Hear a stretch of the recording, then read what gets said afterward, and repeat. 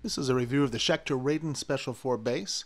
I bought this bass about a year ago for $199 used at the local music store. I'm going to put all the specifications with a link to the Schecter site in the description of the video. And this has quickly become my favorite bass. I have more than 10 bass guitars, none of them super expensive basses, but this one has just amazed me with the quality of the workmanship and the sounds I can get out of it. It is string through the body. It's got the Diodario strings that were on it when it was new, I'm assuming.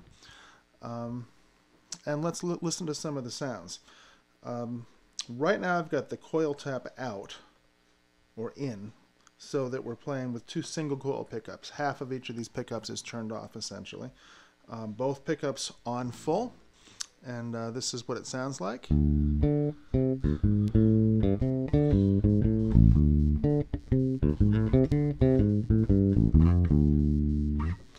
We can do just the neck pickup.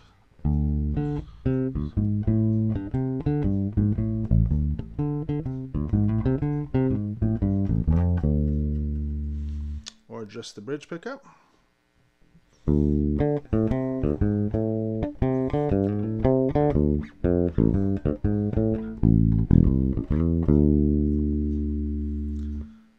My favorite setting with this bass is with a bridge pickup full on and turning the neck pickup down just a hair. And that's what this sounds like.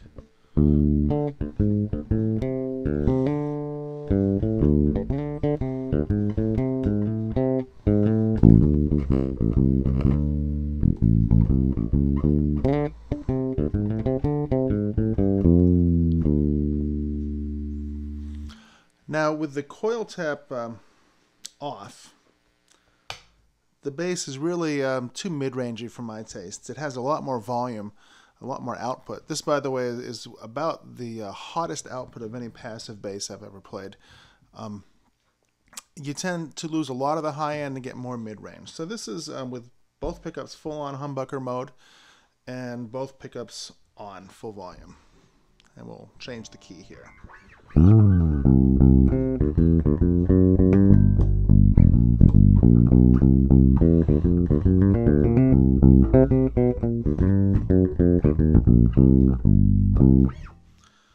can hear just the neck pickup.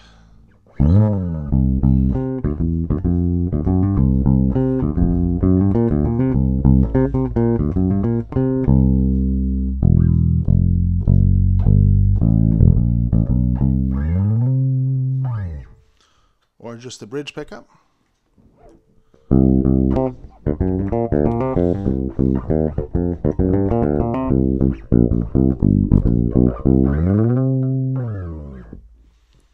And we'll play it with my favorite settings with the bridge pickup on full and the neck pickup off just a hair.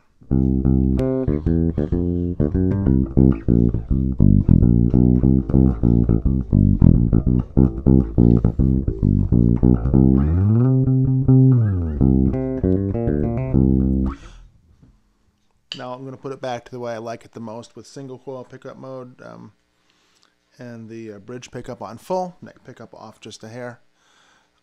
This bass, by the way, was set up very well from the factory when I received it. I'm assuming it hadn't been set up by the previous owner. It looked like it had barely been played. I had to adjust the intonation just a little bit, but less than most basses. And as you can see, it plays very well in tune. Whoops, all the way up the neck. nice octaves all the way to the 24th fret. Also, the action is the lowest of any of my bass guitars, with no fret buzzing. So this is really a beautiful bass. It's well worth the money. I think they go for about $350 new online now, and for $199, this has become my main bass. Now let's take a listen and see what it sounds like in the mix with a band. I've got I Real B here. We're going to play the changes from All My Lovin'.